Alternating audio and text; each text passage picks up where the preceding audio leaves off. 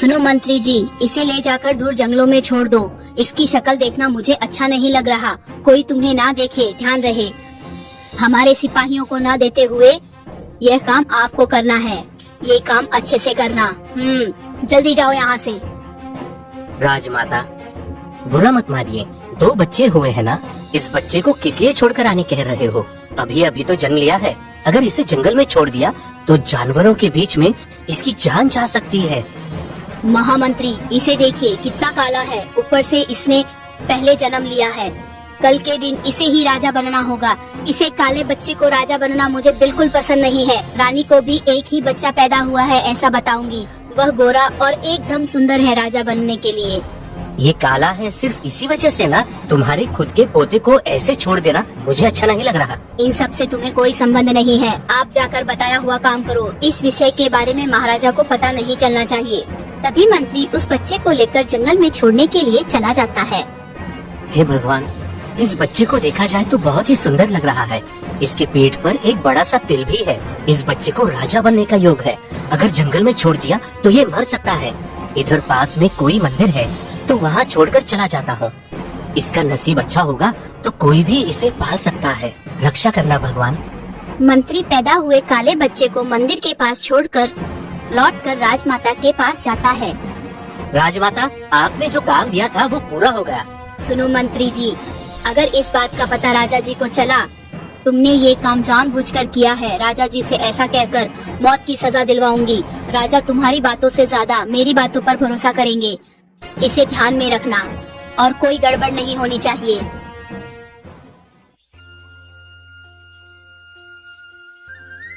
अरे रे रे रे, यहाँ पर एक बच्चा पड़ा हुआ है। देखने में इसे पैदा हुए 1 दिन भी नहीं हुआ है। कोई पापी बच्चे को यहाँ छोड़कर चला गया है।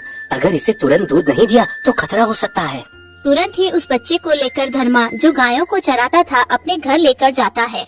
कौन है यह बच्चा? कितना रो रहा है? कहाँ से लेकर आए हो? बताओ। वो सब बाद में बताता हूँ। पहले घर में जो दूध है उसे लाकर इसे पिलाओ, बहुत भूखा है। चलो अच्छा हुआ, इसने रोना तो बंद किया। लगता है खाली पेट भर गया। ठीक है, लेकिन यह कौन है? इसे कहाँ से लाए हो? कोई पत्थर दिल वाला इस बच्चे को मंदिर के पास छोड़कर चला गया। इसको रोते हुए देखकर मेरा माथा फटा जा रहा था, इसलिए इसे घर लेकर आया हूँ। अगर उधर ही रखता तो न जाने कोई जानवर खा लेता।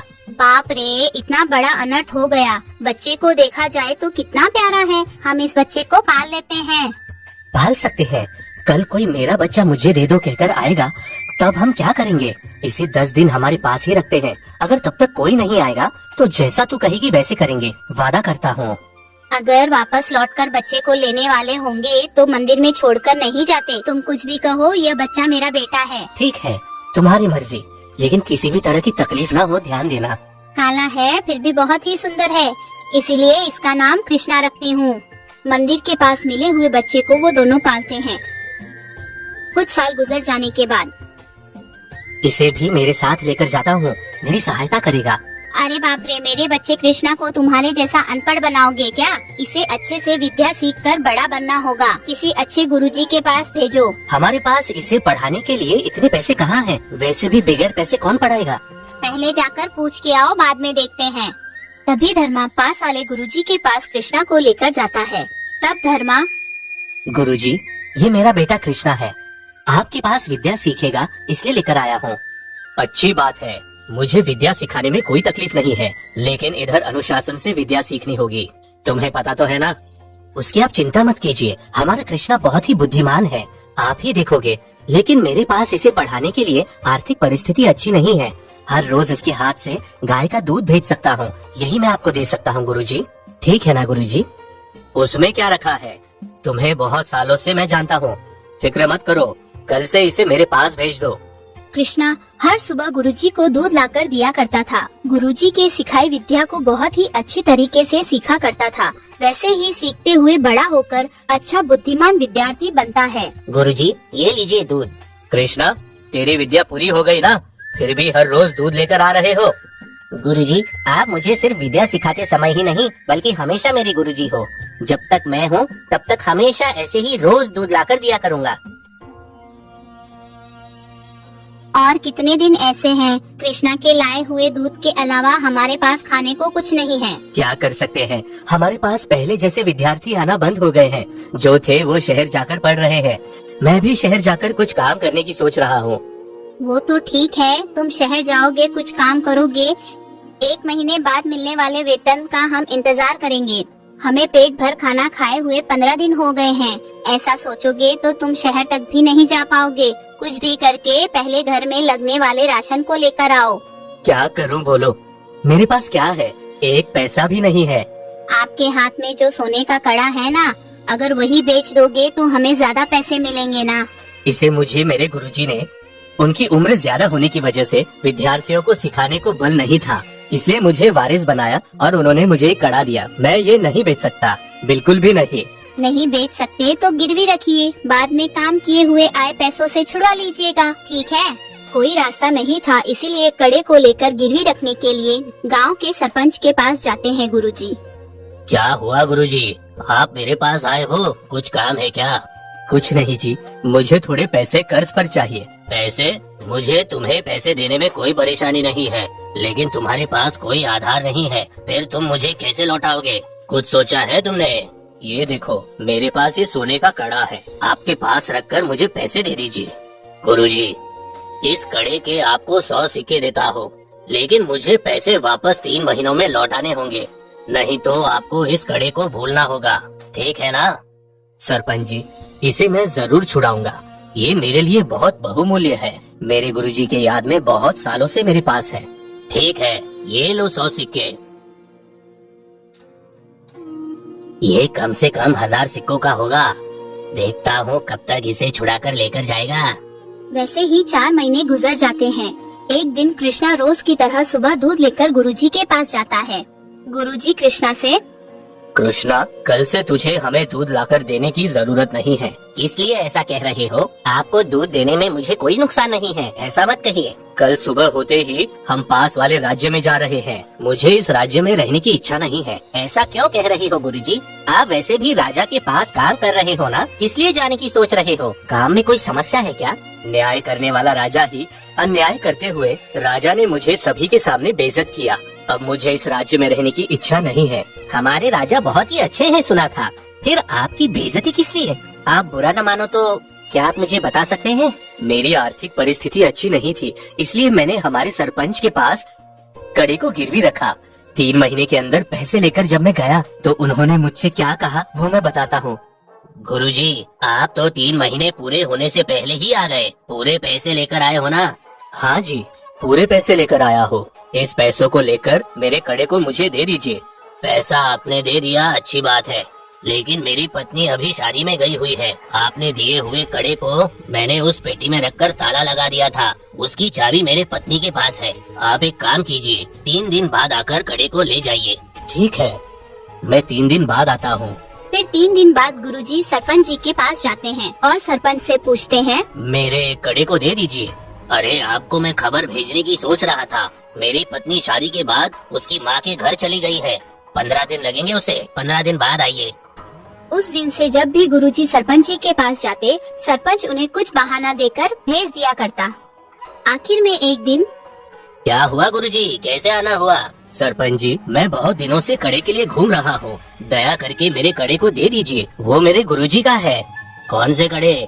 आपने जब मुझे पैसे दिए थे तब मैंने आपको दे दिया था ना, फिर अब आकर क्यों पूछ रहे हो? आपने मेरे पास एक ही कड़े को गिरवी रखा था। ये क्या कह रहे हो? आप जैसे बड़े लोगों को ऐसी बात करना शोभा नहीं देता, मेरे कड़े वापस दीजिए। क्यों आप गुस्से से बात कर रहे हो? मैं प्यार से बात कर रहा हूँ, मैंने कोई चोरी थोड़ी की है। आपका ऐसा करना अच्छा नहीं है, अब मैं राजा के पास जाऊंगा। सरपंच जी, आपने बुलाया इसलिए मैं आया, आपको ऐसी बात करना शोभा नहीं देता। तभी गुरुजी गिड़गिड़ाने पर भी सरपंच जी को कड़ा न देते हुए राजा से शिकायत करता है। राजा दोनों को बुलाकर उनसे कहता है, सरपंच जी, आपने जो कहा उससे सुनने के बाद पैसे लेकर उस सोने के कड़े को वापस गुरुजी को दे दिया कह रहे हो, इस बात का आपके पास कोई सबूत है? क्यों नहीं है राजा जी, गुरुजी के कड़े को लौटाते समय 2 लोगों ने देखा, चाहिए तो उन दोनों को गवाही देने के लिए बुला सकता हूँ, आपको समझ में आ जाएगा। जरूर उन दोनों को गवाही के लिए बुलाओ। कुछ समय बाद उधर 2 गवाही देने वाले आते हैं। राजा ने पूछे हुए सवाल को महाराजा, मुझे पैसे की जरूरत थी। सरपंच जी के पास मांगने के लिए गया था। सरपंच को तभी कड़े को लौटाते समय आंखों से देखा था। ठीक है, मैंने उस कड़े को लाल कपड़े में बांधकर गुरुजी को देते हुए देखा। तुम लोग जा सकते हो। ये सब क्या है गुरुजी? आप मेरे पास काम कर रहे हो, फिर भी ऐसा काम किया। आपकी चीज आपको मिलने के बाद भी जबरदस्ती से उनके पास से और एक कड़े को लेने का सोचा आपने। इन दोनों की गवाही सुनने के बाद ये तय किया है, आप ब्राह्मण हो इसलिए आपको सजा दिए बगैर ही छोड़ दे रहा हूँ। कल से मत आना। इस तरह मुझे गुरुजी के कड़े को नहीं दिया गया और मेरा अपमान हो गया। अब मैं इस राज्य में रहूंगा तो मुझे क्या लाभ है कृष्णा? आप कैसे हो मुझे बहुत अच्छे से पता है। उस सरपंच ने किए हुए धोखे को कैसे राजा जी के सामने लाना है मुझे अच्छे से पता है। कृपया करके आप 15 दिन इसी गांव में रहिएगा। आपका कड़ा आपको वापस नहीं मिला तो तभी जैसा आपने सोचा है इस राज्य को छोड़ देना। तभी कृष्णा राजा जी को एक खत लिखता है। उसने लिखा हुआ खत मंत्री जी को देता है। मंत्री जी उस खत को लेकर राजा जी के पास जाते हैं। मंत्री राजा से कहता है, राजा, आपको एक खत आया है। इसे सुनोगे तो आप आश्चर्य करोगे और उसे सजा दोगे। क्या लिखा है इस खत में? महाराजा, 2 दिन पहले गांव के सरपंच और हमारे पास काम करने वाले ब्राह्मण के विवाद में आपने जो सुझाव किया वो गलत है कहकर आप राजा हो इसलिए हम कुछ कर नहीं सकते। अगर वो रहता सही सुझाव करता, ऐसा कह रहा है। आपकी आज्ञा का इंतजार है उसे ऐसा कह रहा है। सही में मुझे इसे सुनकर थोड़ा भी गुस्सा नहीं आ रहा। साधारण लड़का मेरे सुझाव को गलत कह रहा है, मेरी सोच गलत है ऐसा कह रहा है। मुझे इसे मिलना होगा। कल ही उस विवाद से जुड़े हुए सभी को बुलाओ और उस उत्तर देने वाले लड़के को भी बुलाओ। फिर दूसरे दिन सभी लोग राजा के भवन में आ जाते हैं। महाराजा, पहले आपसे क्षमा मांगता हूँ। आपकी सोच को गलत ठहराना मेरी योजना नहीं थी। अगर गुरुजी के साथ न्याय अच्छा होता तो सही होता। ठीक है, तुम यहाँ आकर तुम्हारे हिसाब से कार्रवाई करो। पहली गवाही देने वाले यहाँ पर आइए। सरपंच जी ने कड़े को गुरुजी को देते समय क्या आपने आंखों से देखा था? आपके साथ कौन था? महाराजा, मैंने अपनी आंखों से देखा। उस दिन मेरे अलावा और एक व्यक्ति भी था। हम दोनों के होते हुए सरपंच जी को कड़े को देते वक्त इस ब्राह्मण को लेते समय देखा। ये सच बात है। मतलब आपने देखा कह रहे हो। फिर इन दोनों में से कौन सा कड़ा था बताओ? आपको तो पता ही होगा, है ना?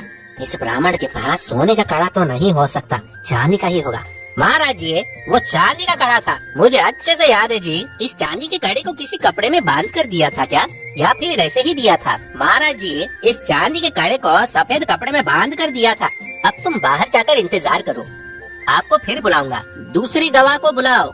पहले गवाही देने वाले को जिस तरह पूछा था उसी तरह कड़े को देखकर गुरुजी का कौन सा कड़ा है पूछा।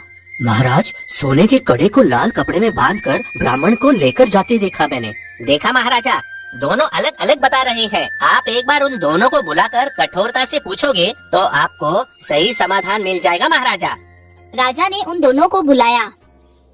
आप सही बात बताओ। आप लोग झूठ बोल रहे हो ना? अगर सही बात नहीं बताई तो कठिन शिक्षा मिलेगी। महाराजा, हमें क्षमा कीजिए। सरपंच जी ने हमें 3 सिक्के देकर इस झूठ को कहने को कहा। हम वहाँ थे ही नहीं महाराज। हाँ महाराजा, हमें क्षमा कीजिए। ये क्या सरपंच जी, आप गांव के बड़े होकर ऐसे काम करते हो? अब तुम्हें छोड़ा नहीं जाएगा। तुम्हें और ये दोनों गवाही देने वालों को 3 साल कारागार शिक्षा मिलेगी। तुम्हें ब्राह्मण को सोने के कड़े के साथ 200 सिक्के भी देने होंगे। अब इन्हें लेकर जाइए। जीत भले की ही होती है। इस समस्या का हल निकालने से पहले अच्छी तरह से इसकी जांच कर इससे पहले जो मैंने सुझाव किया था उसे गलत साबित कर दिया। मेरी ही सोच को गलत ठहराया। महाराजा, मैंने गलती नहीं की। इसे समझने के लिए बहुत धन्यवाद। ये कृष्णा मेरा शिष्य है, मुझसे विद्या ली है इसने। एक राजा में जो लक्षण होने चाहिए वो कृष्णा में है। एक कहूँ तो इसके पीठ के पीछे एक तिल है। इस कृष्णा को राजयोग है महाराज। क्या कहा आपने गुरुजी? इसके पीठ के पीछे तिल है? राजा, अगर आप मुझे क्षमा करोगे तो आपको मैं एक बात बताना चाहता हूँ। बहुत ही महत्वपूर्ण बात है। बोलिए महामंत्री। जिस तरह राजमाता ने जन्मे हुए 2 बच्चों में से काले कृष्णा को जंगल में छोड़ने वाली बात राजा को बताता है। महाराजा, राजमाता जिंदा थी इसलिए इस विषय को मैं आपसे कह नहीं पाया। अभी समय आया है, आपको सच बता रहा हूँ। हमने जिसे खो दिया था वो युवराज कृष्णा ही है। ऊपर से इसके साथ पैदा हुआ हमारे युवराज की शक्ल इससे मिल रही है। इतने सालों तक मैंने आपसे ये बात छुपाई महाराज। तभी राजा कृष्णा के बारे में जानकारी लेकर कृष्णा कोई और नहीं बल्कि उसका बेटा है यह जानकर बहुत ही आनंदित होता है। उसे राजा बनाने की घोषणा करता है। इस तरह कृष्णा उस राज्य का राजा बन जाता है।